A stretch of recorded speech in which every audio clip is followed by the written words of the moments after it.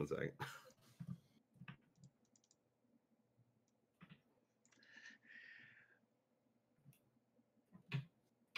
As Bill fixes his headphones, we are live for episode 61. That's just how we roll, especially doing a live podcast.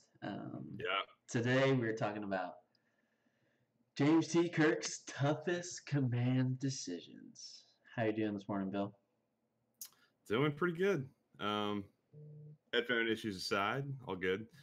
Excited to talk about some Captain Kirk stuff. I think we've been on a little bit of we've done quite a few TOS episodes in like the last couple of months. Yep. We were on a little TNG kick in the last handful of weeks, but before that we did some TOS, and now we're back on TOS. I'm watching TOS, so definitely excited to dive into some Captain Kirk talk. Who is, I think, your favorite captain, right? Yes. A lot of people may not know he's my favorite captain, so I'm super excited to kind of dive into his toughest command decisions. So, Yep. Cool. I know we usually kick off with talking about our Star Trek rewatches. But I think maybe we should kick off with something a little different this time. We always do at the end, like our podcast roundup conversation. And I think this merits like moving it to the front of the episode and just throwing it out there. That we had the pleasure of recording an episode of Trek Ranks together last week. This time last week, actually, we were doing it. Episode on the Kelvin timeline, like our favorite things about the Kelvin timeline. And that posted on Friday, I believe. So really proud to have been on there, right? Yes, super honored. It was a great experience. Jim, Enterprise Extra, he's a class act. Always puts together a great show. So definitely recommend go checking it out. It's a lot of fun. Yes, totally agreed. It was a blast. It was really refreshing to talk about. I think we did an episode pretty early on about our kind of just general thoughts on the Kelvin timeline. But we haven't really talked about it much since. I mean, we're talking like at least a year ago. Yep. So it was really cool to dive back into that world. I know you watched the movies leading up to it.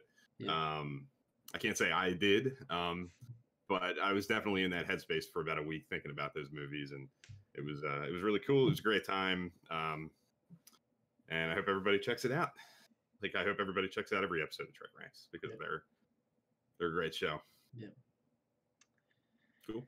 Yeah. But anyway, where are you on your rewatch? Have you watched anything? So I just watched last night. I watched Reunion.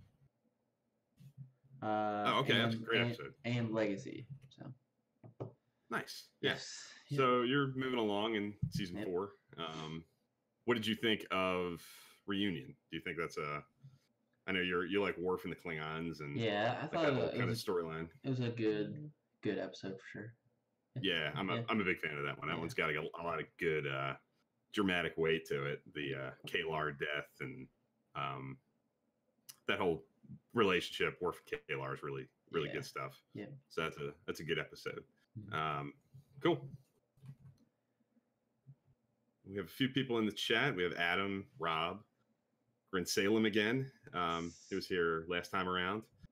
So welcome everybody. Morning, everybody, or afternoon if you're across the pond. Across the pond. Yep. I'm in the middle of season 1 of TOS. Just throwing that out there.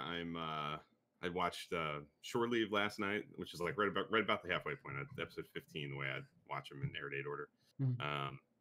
So that's going really well, and I'm enjoying it. I'm going kind of slow compared to what I usually do, which I'm kind of actually enjoying as like as an alternative way to do it compared to my usual kind of like blow through it on the weekend, taking them in a little smaller doses, letting the episodes marinate a little bit, I guess, instead of blowing right to the next one all the time. But yeah, one of the episodes I watched yesterday, I think I'm going to talk about a good bit today. So I don't want to dive too much into that specific one. Balance of Terror, for anybody who's paying attention to me posting on Twitter yesterday. I think that's like an absolute classic episode of Star Trek, and it fits right into this conversation with difficult command decisions for Kirk. So I'm sure we'll talk about that one and many others. But yeah, TOS is awesome. Really loving it as always. I'm kind of plowing ahead in season 1. Yeah. So we don't have much of a format in mind here. I think we're just going to kind of talk generally about Kirk, whatever kind of comes to mind. There's not a minimum or a maximum decisions you can talk about, bring to the table, just everything and anything. So I guess let's pose a question to the chat since we have a few people in there. Like, I'm curious for everybody, if you're out there, to kind of throw it out there. Like, what in your mind is Kirk's most impossible command decision? Like, what's the first thing that comes to mind when you think about that question? And throw it out there for us, and we'll be sure to touch on each of them, talk about them. But I'm curious to see what you guys think is like the quintessential one that comes to mind for you. And for you, Dan, like, what is there one that came to mind immediately for you when you thought about this topic? Yeah. So I think this, to me, the first one that came to mind was like the quintessential, this was the toughest decision in my book. Just the decisions I chose are kind of around the common theme of saving lives, or not saving lives. So the first decision that came to mind for me was on probably my favorite TOS episode. It comes from The City on the Edge of Forever. Kirk must, sacrifice his love to save billions. So again, sticking with the theme of saving lives, but man, this I can't imagine making that decision, and he had to. So yeah, I think when you factor in that what he's kind of weighing there is, and this is a pretty common theme with Kirk, I think a lot of his toughest decisions kind of hinge on his feelings, like his friendships, whether it's with Spock or McCoy or the crew, the Enterprise. Like they're very emotional. They tend to be emotional decisions, except for one that I'm going to talk about from the episode I watched last night. I think is a little bit more of like a standard. I'm a captain in a difficult situation, more of like a political kind of impossible situation. But a lot of them are like Sitting on the Edge Forever, where he's put in this position where he's having to balance his emotions with the big picture, and the picture could not be bigger in The City on the Edge of Forever. What he's deciding is to change the course of history forever by allowing this person who he loves to live, or to let the person he loves die and set history right. You can't think of a more like dramatic and impossible decision for anybody to make, right? So I'm not surprised that came up first for you. I think it's a pretty easy one to go to because of the stature of that episode. It's such a classic that always comes up. I know we talk about it all the time. Whenever we talk about TOS, like favorite anything, I always bring it up. Sitting on the Edge of Forever. So definitely knew that one was going to come up. It is an impossible decision. It's emotional. It's the stakes are as high as anything he ever had to do. It's literally deciding if everything that he ever knew was going to happen or not. So can't disagree with that. I struggled putting that on my list or talking about that first because I'm like, when I think of command decision, I think of on the bridge or on a ship doing something like that. But this, he was like, on an away mission, it's a little bit different than what I think of when I think of a command decision. So, and that's kind of what in the chat Rob is kind of saying. It didn't come immediately to mind for him, but it is an incredibly tough decision. And Adam's kind of echoing what you just said. It didn't. You can't blame Rob for not thinking of it right away because it's not a typical command decision in quotes. It's not involving the ship really, but it's when you pull yourself back a little bit and you really think about what he's doing there, it does involve the ship because it involves literally everything. His time is pretty much wiped out. I mean, the 23rd century is completely different because of this one event, basically, echoing all these changes through the timeline. So it's bigger than a lot of these other things where he's sitting in the captain's chair on the bridge of the Enterprise and having to make a tough call, which not to minimize those big decisions that he makes in some of these other episodes I'm sure we're going to talk about in the movies, but this one is probably the biggest because it touches everything. It's the shape, it's the course of history he's kind of determining by making his call here. So, and I think the episode is really a classic because of Shatner's performance. I think you see it all over his face the entire time. Like he wears it on his sleeve. He knows the gravity of the situation. I never really thought that he I don't think he plays it like he's really giving much thought to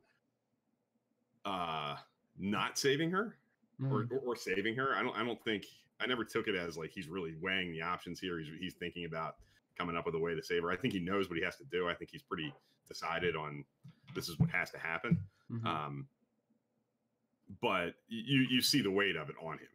He knows the consequences of what he's going to have to do. So yeah, it's a great call. I'm sure it came to mind for a lot of people, but I understand why at the same time, why it's, it might take a minute for you to come around to it and think about it because it's not a typical command decision in quotes like Adam put it. For me, one that kind of came to mind pretty quickly, in addition to this one, is actually from Kirk's first episode, Where No Man Has Gone Before. His friend Gary Mitchell, who they kind of make a lot of time. They spend a lot of time early in the episode, conveying this sense of friendship that goes back to the academy. These two guys have like a history together, long-standing friendship. Mitchell gets zapped on the bridge, and he's slowly kind of becoming omnipotent and has these godlike powers, and it's changing who he is, not for the better. And Kirk and Spock are kind of slowly coming to the realization that they're either going to have to kill him or leave him behind on some faraway planet so he can't affect anything. And I think, again, kind of going back to what we were just talking about, City on the Edge Forever, and what I was saying about a lot of these decisions being emotional for Kirk. If you put yourself in the shoes of Kirk in this situation, you're deciding whether or not you're gonna kill or abandon your best friend. Yeah. It's easy to stand on the sidelines and go, yeah, Kirk's got to do this. But if you're in his shoes and it's somebody that you have a long-standing friendship with and a long history with that goes back, a decade or more, it's a tough call. That's another one that I think Shatner's performance really sells it. I think it's all over his body. He's wearing it all over him. The gravity of the situation on a personal level, which I think is what makes that episode so good. Yeah, no, that's definitely a tough command decision. And I think that's kind of it's tough. I can't imagine. It is. Yeah. I mean, if you're dealing with somebody that you care about and you love, and that person is becoming a threat to everything else that you care about, the ship, crew, potentially everything, really, because he's becoming, almost like a Q kind of entity where he can do anything. Physics and nothing stands in his way. Is kind of what he's growing into. And they have kind of a limited time frame to maybe do something about it before he gets too powerful. So there's a time crunch too. Like there's a sense of we don't have a whole lot of time to make this decision and get to a point where we're ready to do this. So that adds a lot of extra drama on Kirk, and it's not something that he can sit around and toy with and slowly get to the point where I know I have to do this. He's got to get there quickly and has to do it. So I think it's a great way to introduce Kirk, but to put him in that kind of situation, I think it tells you everything you need to know about the character, going into the show, the type of captain he is, the type of person he is, type of role he has to play as the captain of the ship. So that's one that popped into my head pretty early on, and it didn't help. I mean, it didn't hurt that I just watched it a couple weeks ago. Yeah, so it's fresh in my mind, and it's definitely way up there as a strong TOS episode for me as well. Yeah. What else came to mind for you? Anything? Amok Time. It's a tough decision. He has to go against Starfleet and his career. Again, to save a life. Yeah, to save a friend.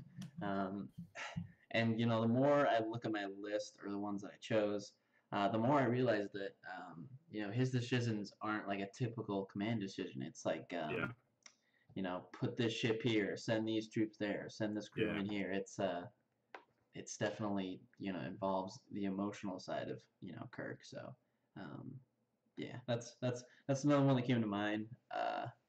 Just in the mock time. So yeah, definitely. Yeah, mock time's another one that kind of goes right along those lines where it's a very personal decision. You know, he's got a strong emotional connection with Spock. He loves Spock, and he's kind of weighing if memory serves, he's got like a ceremonial thing he's got to get the ship to. Like he's got to be there to be like one of 3 ships in some sort of a, you know, like a holiday celebration on this planet. But he's got this officer here who's got a major issue, you know, and he's kind of torn between, you know, the standard duty stuff and having to follow orders and be at a certain place at a certain time, and you know, his closest friend probably in a kind of life and death situation that is not apparent to anybody. You know, it's something that's very private for Spock. It's not like an outward conflict, but it's something very personal to him, and it carries a lot of consequence for Spock. So yeah, it's a perfect thing that kind of fits into these the theme that we're kind of already hitting on now, where a lot of these decisions are personal and they deal with his friendships and his feelings. That I think that's one of the strengths of TOS. I think I've talked about that before. The TOS is really a show, like all the Star Trek shows really are at the end of the day. But the original series of Star Trek is a show that's really about friendship between those 3 people, Kirk, Spock, and McCoy. Most apparently, in a mock time's one that really kind of tests that, and it puts Kirk in this position to make a choice. And Kirk usually always picks his friends, right? Like he's always gonna to go the personal way over duty when he's really put in a corner and has to choose which way to go. Rob is asking if you know, he's kind of slowly working his way through TOS here and there. He hasn't seen a lot of TOS proper, like the original series. He's seen the movies. He's saying TNG, DS9, Voyager, Enterprise all have a lot of moral dilemmas. Tuvix, Similitude, and the Pale Moonlight, episodes like that, where you know, the captains are put in these moral situations. You know, what's right, what's wrong, and does TOS have episodes like this? And I would say yes. I think there are some out there that are like that, and there's one that I'm going to talk about that I think maybe fits a little similarly in there, but I think, like we're talking about here, a lot of the dilemmas that Kirk faces are of a more personal nature than a big moral dilemma. There's certainly that subtext in a lot of these episodes, the big moral morality plays. You know, Star Trek's always been morality plays, and TOS is no exception. But the choices that Kirk makes are definitely very personal in nature, typically. Yeah. And another one that kind of came to mind for me, that's kind of similar to a mock time, and maybe similar to the other ones that we've picked so far, is an episode from the 2nd season called The Immunity Syndrome, where they are dealing with this giant like space amoeba. It's this biological thing that's like growing in a section of the galaxy, and it's posing, you know, an obvious threat to everything, like always. And Kirk's put in a position where he has to choose to send Spock or McCoy on a potentially fatal mission to go deal with this in a shuttlecraft. And the choice comes down to Spock and McCoy, because Spock, as a Vulcan, has like the physical traits to be able to potentially survive the mission, maybe, or at least live long enough to conduct the mission and stop this thing from growing any further.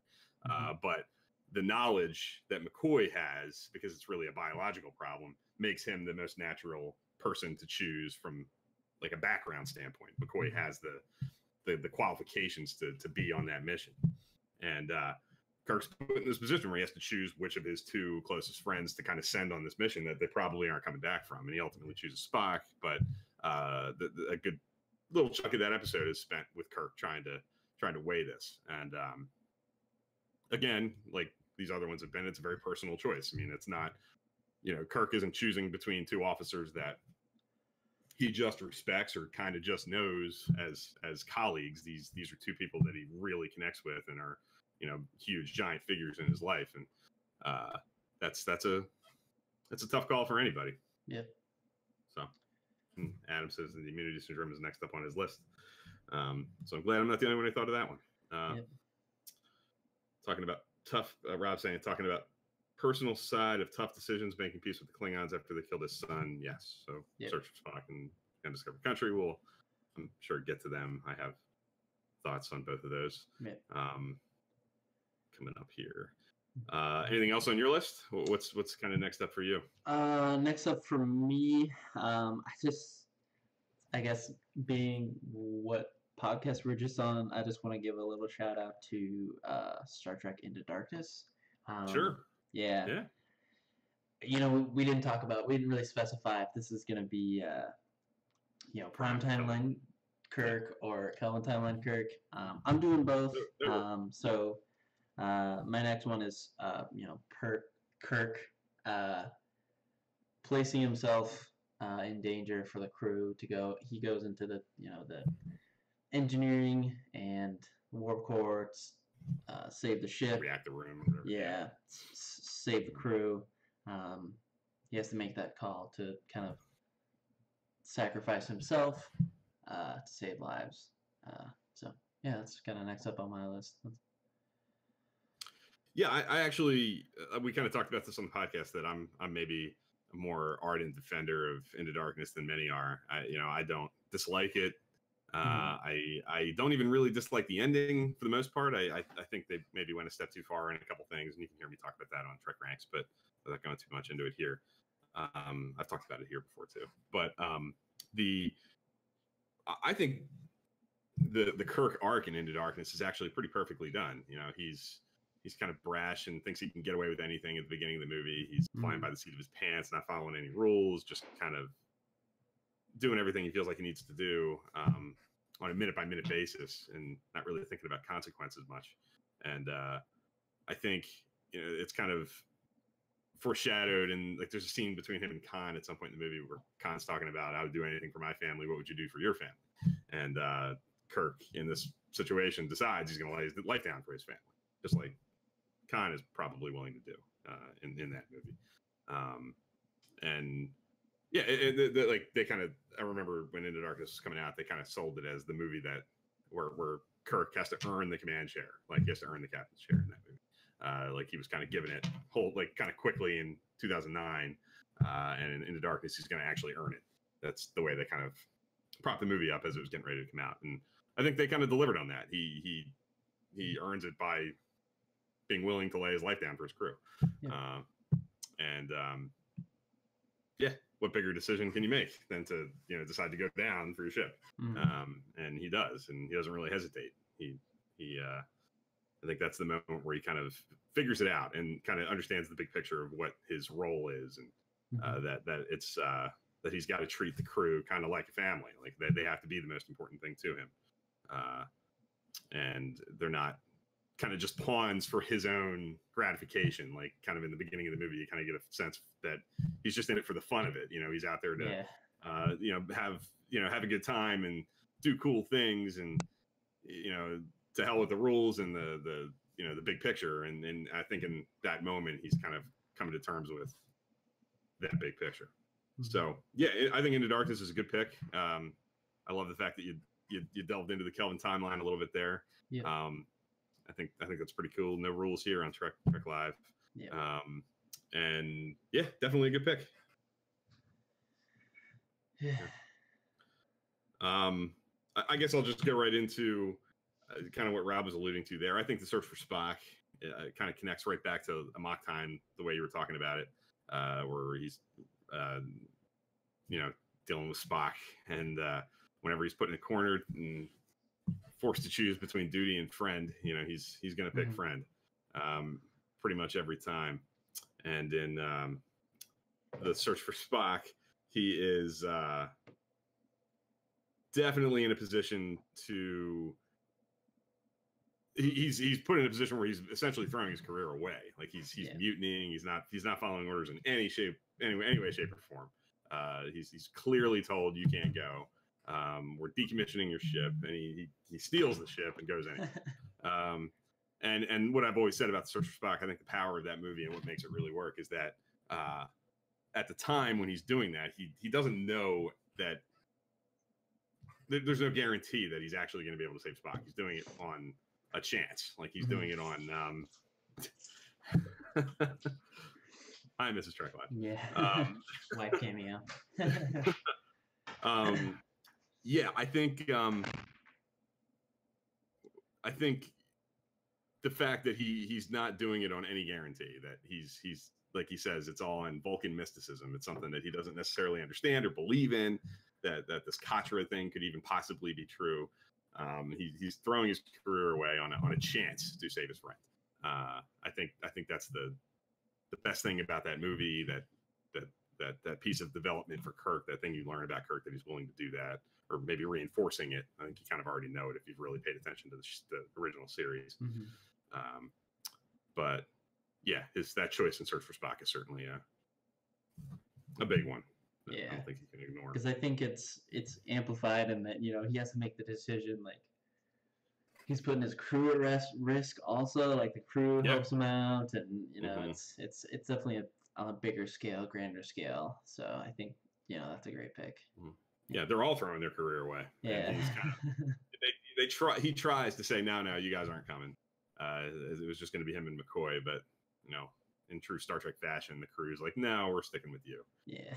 Scotty, Sulu, Chekhov, and Uhura all play their part, and are willing to throw their careers away too, for a chance to save their friend. Which is, I think, what Star Trek's kind of all about.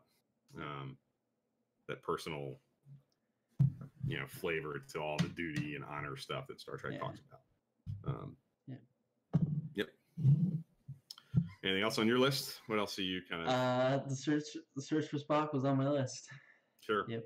So I definitely agree. It's similar to a mock time, and that I already said it's kind of on a grander scale.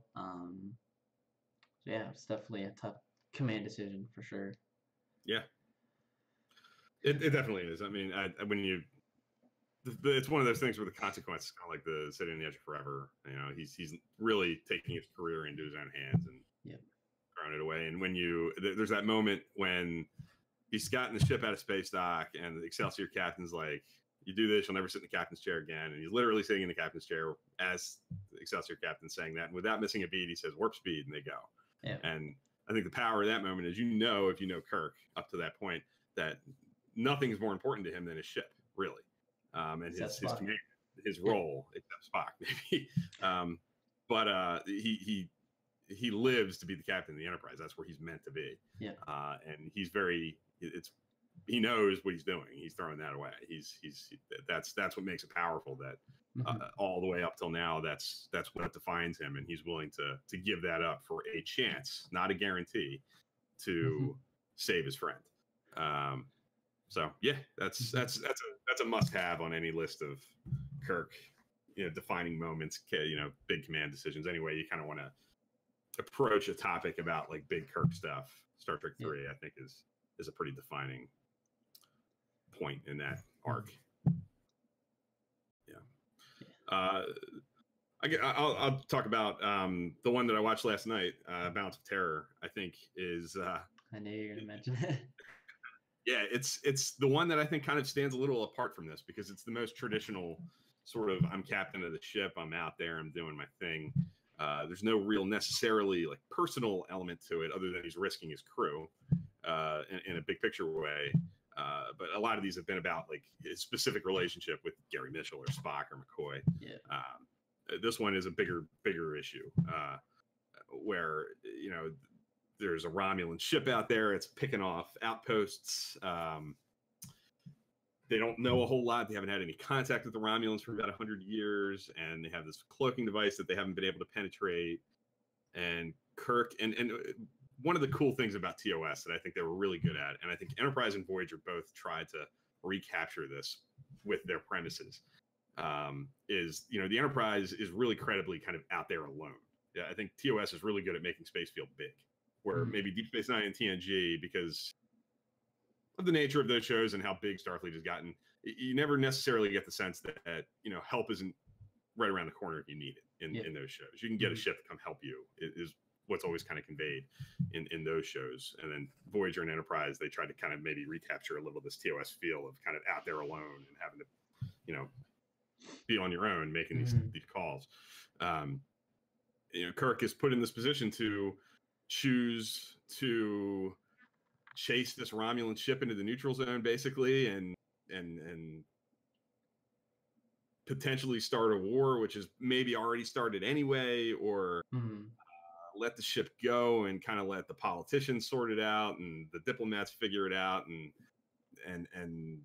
remove himself from the situation, kind of. And he obviously chooses to fight back and to chase the ship, and all this cool tactical back and forth between Kirk and the Romulan commander ensues, and it's a freaking awesome episode on every level.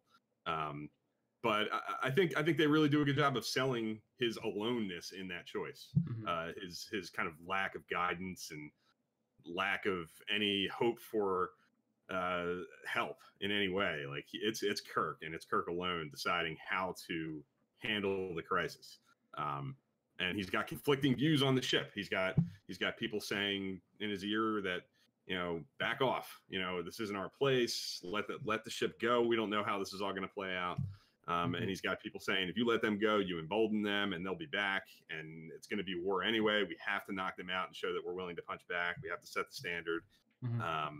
So there's a really credible debate on both sides of how to handle this, and I think it's a really defining moment for Kirk. I think it tells you a lot about the Kirk character, and I think it really conveys, like I said, that space is vast. And I love at the very end of the episode, after everything's kind of played out, and the episode starts and ends with two crewmen getting married, and of course one of the two gets killed in the battle.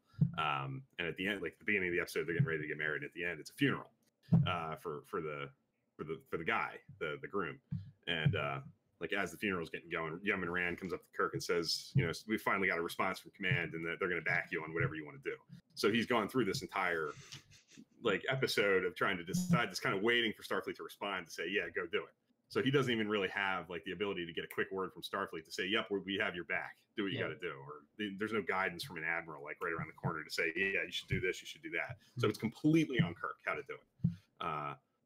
So yeah, I think that's a uniquely tough one, where he's kind of dealing with these like potentially galactic, huge political fallouts from every move that he's going to make. What he's doing could start a war with the Romulans again, or it could prevent one. And he doesn't really know. There's no easy answers. The Romulans are these distant foes that we haven't seen for 100 years, so we really don't know how they're going to react to anything that they do. So yeah, I think Balance of Terror is a classic episode, and it's another one that fits right at home in this conversation. Yeah, I think that's a great pick, because I think our picks before had really high stakes, in his personal life. I think this pick has a really high professional and stakes, in that it could shake up the whole Federation. So I think this is a way more traditional, tough command decision that has the highest of stakes. So I think it's a absolutely great pick. Yeah. And it's an episode that I think if anybody's out there, Rob, especially Rob, who has not seen all of TOS, if you haven't watched Balance of Terror, please do. Like that's literally as good as Star Trek has ever been. It's like a top 10 or 15 episode of Star Trek across the board, if you ask me. It literally does everything that Star Trek is supposed to do. It's got big cool science fiction stuff. It's got a little morality play in it about bigotry and prejudice, because there's a crewman on the ship who's got ties to the Romulan War, and they find out that the Romulans look just like the Vulcans, and now they're all suspicious of Spock, or this guy's suspicious of Spock, and Kirk has to like lay him down and be like, you got to stop. Rob's seen Balance of Terror and loves it. Good, Rob. Glad to hear it. Yeah. It's classic Star Trek on every level. Definitely an all-time favorite of mine that gets better every single time I watch it. It goes up on my list every time I come back to it.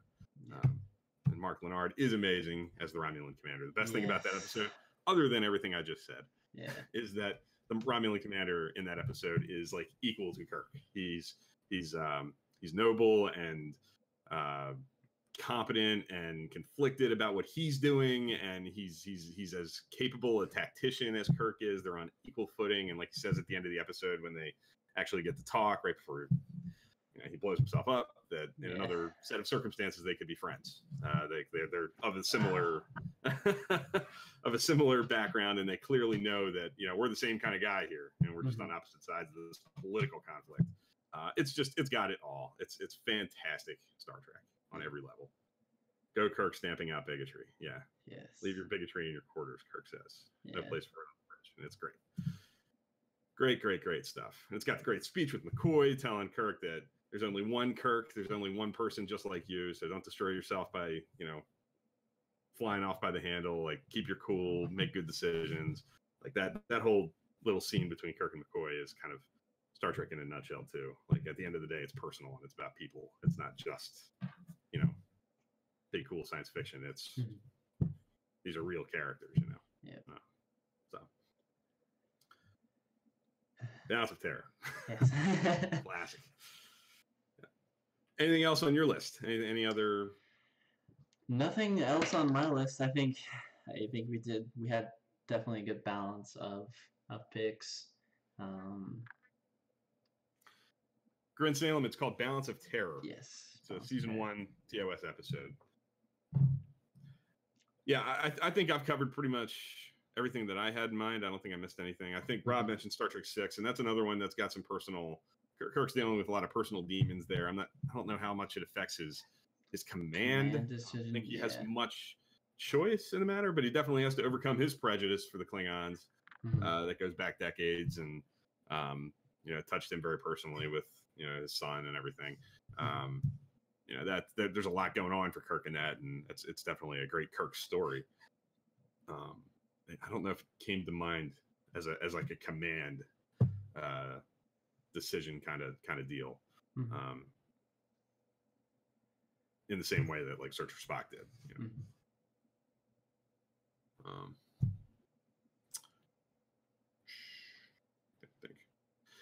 I think that about covers it as far as. Unfortunately, unlike some of these other shows, there's not a huge sample size. 79 episodes as opposed to like when we did Janeway, and we had that on, and we covered. I feel like covered like 50 episodes. Yeah. And, we were out on some off, and we kind of just let that just keep going and going, and there were just episode after episode of great choices. But that was 7 seasons of goodness there, where this is a little more confined here with 3. And like I said, I think TOS, because of the nature of like the structure of the show being so focused on the friendship of these 3 people, that I think it's its own animal in a lot of ways, and maybe not quite as many choices that fit like specifically to this conversation. Adam did mention up a little bit. Obsession. There's an episode where Kirk is dealing with a demon from his past. Again, there's like a cloud entity that he encountered on an old ship that he was on as a lieutenant and killed a bunch of people, and now it's back, and he's letting his need for revenge and not getting beaten again drive his decision making. And he does make some that one. I don't know why it didn't necessarily come to mind for me. Maybe it's that if you want to call it like wrong command decisions or bad choices. I think he makes some bad choices in that episode. That's a rare moment. I think it's a good episode for that reason. I think it humanizes him and shows that he's got flaws, and that he's not beyond being overtaken with these kinds of feelings. Maybe the fact that they were in my opinion bad calls somehow blocked it from my memory. But yeah, it is. I mean, he does make a lot of tough choices in that episode. So that's a good pick. Yeah. Yep. There's some little ones too, like I guess you could call like in Star Trek 4, I don't know, is it a choice that he makes that he to go back to Earth? I guess I don't know what else he's gonna do unless you want to live on Vulcan or just bounce around the galaxy in a Klingon bird of prey forever. You got to go back someday. Yeah, exactly. And maybe it's a tough choice to decide to go back in time. It's kind of come up with an off the wall idea to, that's an off the wall crazy idea, but it's an off the wall crazy movie that, kind of puts them in that position. Yeah. So, yeah, I mean, there's all kinds of cool things that I think if you stretch, you could come up with other neat ideas. Yeah. But I think we've covered the big ones that immediately sort of come to mind, at least for me and for you. Yeah.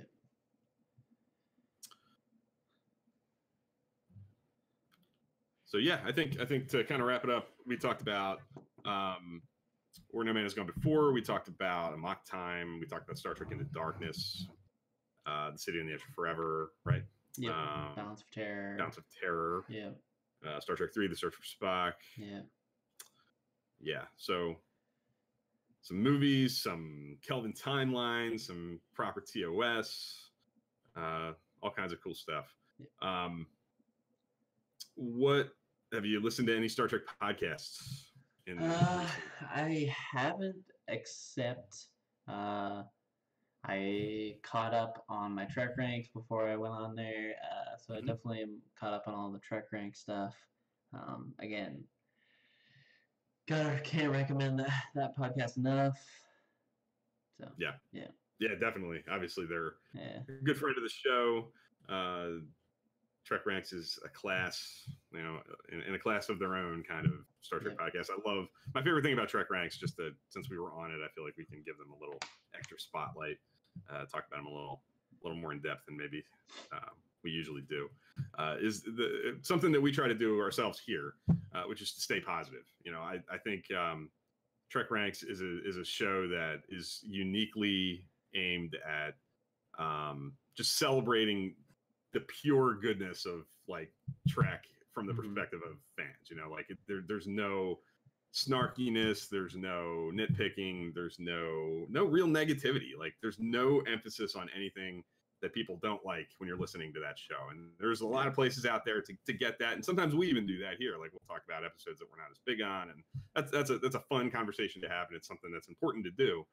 But I love that Trek Ranks kind of stands as like the place to go for like, unabashedly positive Star Trek content. And I always come away, whether I'm guesting on it and participating in it or listening to it, wanting to watch Star Trek because it makes me feel good about Star Trek. And on every level, because you just spend that hour and a half, however long you're listening to it, thinking about what's great about it and not, what could have been done better or what didn't work. So I love that about that show. It's what makes that show unique in my mind. And it's one of my favorites for that reason. And it was an honor to do it. Yes. Again.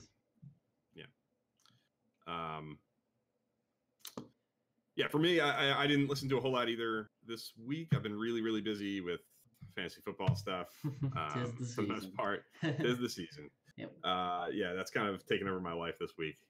But I did listen to, there was a Trek Geeks episode. They do this thing that I really like. They pick a season and they go episode by episode and they do like a see it, skip it kind of thing. Like is it thumbs up or thumbs down every episode, kind of in a nutshell. They don't spend a whole lot of time on each one. They just have a quick conversation about each and thumbs up, thumbs down. And I always kind of go out of my way to listen to those. I listen to Trek Geeks as much as I can, but they're ones that kind of go to the top of my queue and I see them do that. They did Deep Space Nine season 4. And they're always fun. Good, cool conversations. Yeah. Definitely recommend Trek Geeks as well. Yes. Yep. And what are we talking about next week? We actually have a topic. Yes. Planned a weekend ahead. On next week's episode of Trek Live, we are talking about what makes a good villain. Yes. Yep. The best Star Trek villains, why they're great, what makes them good, what makes a good Star Trek villain, what makes a good villain overall, like all that stuff's going to be covered. Lots of good, cool choices to talk about. There are some obvious ones, maybe some not so obvious ones that I'm sure we'll talk about.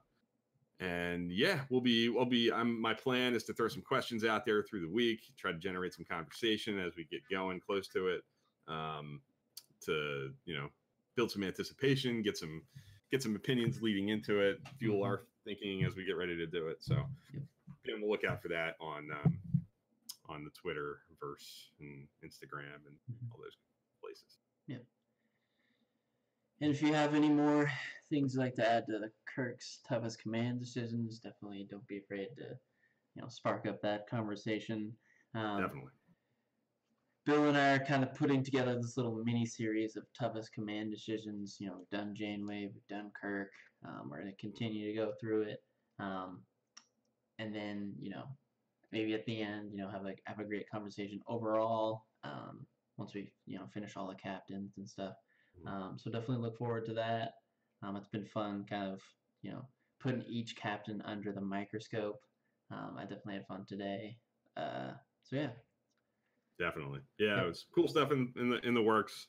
Coming up with ideas, just sitting here right now, like on a whim, thinking about it, and yeah, I'm excited for the future. As we kind of get into the fall and get closer to Discovery Season 2, there's going to be all kinds of cool Star Trek stuff. I think hopefully in the next few months we'll get some cool indications of what the Picard show will be. So I think we have a lot of good stuff coming. Covering all the old Trek, all the classics, and then we have all this exciting new stuff coming too. So looking forward to it. All right, everyone. That's been episode 61, I believe. Trek Live.